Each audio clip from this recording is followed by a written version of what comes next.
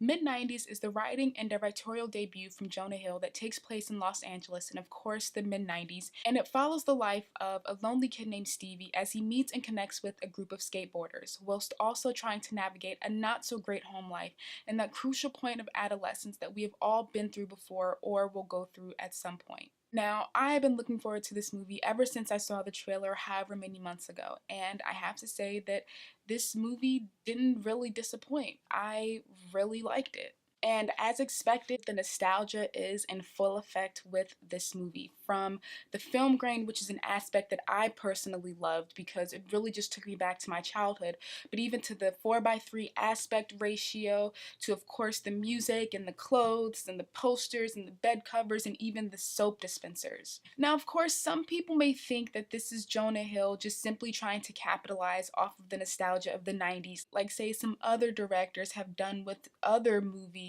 for other decades, but there is a genuine love and celebration for specifically the hip hop and skateboard cultures that cannot be denied. Not only when you see this movie, but if you've been tuned into any of the press run that Jonah Hill has been doing for this movie. If you have been tuned in, then you would know that Jonah Hill has made a lot of stops at places that are pretty big within the hip hop culture. Not just because it's obviously the smart thing to do, but because he wants to actually be there. And if you've seen his interviews, then you would know that he constantly talks about how growing up, his life was hip hop and skateboarding, even if he wasn't necessarily the best skateboarder. Besides that, he also talks about one of the biggest reasons as to why he wanted to make this movie was because he was just tired of these two cultures being misrepresented. He wanted to show an elegance and an emotional side to these two cultures that always seemingly are being portrayed with these really dumb and tired stereotypes. He wanted for this movie to be true to the lens in which his upbringing was framed by. So, of course, some people may hear that and be immediately turned off because, it's a white guy trying to portray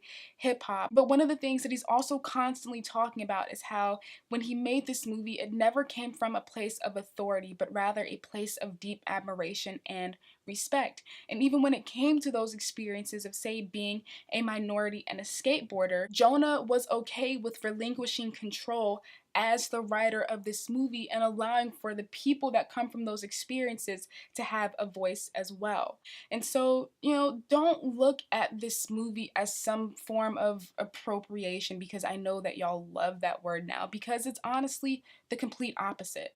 Jonah Hill is one of those white people that gets it. And if after hearing me say that spiel, you're still not completely sold, then I would suggest that you at the very least carve out some time to watch his Breakfast Club interview, because I'm telling you, after watching the interview, you will be sold on the movie. Now, another thing that I really liked about this movie is how Jonah Hill really attempts to capture the 90s ideology or attitude, I guess you could say, of the youth culture. The 90s was really characterized by this don't try hard, fuck everything because everything is lame, reject all of the cliches that you grew up learning about. There's no point to anything, so just live your life not caring about anything kind of attitude. And I loved seeing it play out in the movie as it teeters between that nihilism and sense of meaninglessness versus that sense of optimism and sentimentality and not being afraid of genuine expression and really going out and searching for and finding that meaning and connection that we all strive for. And we see this not just through the story and the dialogue, but also through the characters as well. And I think that this is a testament not just to the writing ability, but also to the acting. For a majority of these kids to not have acted before, I think that everybody did a really good job in their roles, especially Nikhil, the guy that plays Ray. Jonah Hill is constantly talking about him in his interviews, and so I was expecting nothing short of a really good performance, and that is what I got. And so if there's nothing in this movie that you particularly identify with, then I'm sure that the characters will be that saving grace for you. Now, with all of that being said, I do have to say that I wish that I could have learned a little bit more about the family. For me, I didn't really understand some of their emotions and actions, and I felt like I left the movie with more questions than answers. So when it comes to Stevie's brother, who is played by Lucas Hedges, I'm sure that he is meant to represent that kind of teenage angst, it's me against the world kind of mentality. but I didn't really understand where the resentment for Stevie came from, or just where his resentment came from, period. You know, if his character is meant to represent or show that kind of teenage angst where, you know, they know that they're mad, but they don't know why it is that they're mad, I just feel like that all could have been shown or explained a bit better. Like, if his character had simply said, I'm mad and I don't know why, then I think that that would have been a much better way of just simply, you know, laying the foundation for his character, in which we, the audience, could then build some type of understanding off of. And then when it came to Stevie's mother, I mean, it's obvious that, you know, she is a caring mother and that she's not negligent. But there's this one particular scene where we see a guy walking out of her room and he's zipping up his pants. So we know that they just had sex, and I'm sure that we are meant to infer that it didn't mean anything and that, you know, it was this random hookup. And this all happens after she is starting to notice and feel like Stevie is slipping away from her. And so I didn't really understand if that meant that her character was going down a different path, or if her character was regressing back to a time period where before Stevie was born, or what. Like, I was just too in the dark when it came to these two characters, and I wish that I could have had a better understanding of them. Now, when people see this movie, I'm sure that a good number of people will understand this, but this is more so geared toward the people that will go into this movie expecting 2018 political correctness. This movie is raw and this movie is real. And like it says in the title, it takes place in the mid-90s. And so of course there's going to be some language and some behaviors that you may not necessarily like. But for all of those people that may get turned off from the movie because of that fact, something that you need to remember is that that's how things were back then. And not only that, that's how things were just a couple of years ago. We can't gloss over the messy parts of our history just because they don't fit into the politics of the time that we are currently in. And I feel like where people get messed up is in believing that movies or stories in general are meant to have some kind of moral compass that is attached to it, right? And I saw this with the movie Three Billboards, where, you know, people were mad that Sam Rockwell's racist cop character didn't get demonized enough. But my thinking in regards to that movie and this movie as well is that, you know, it's not the movie's job.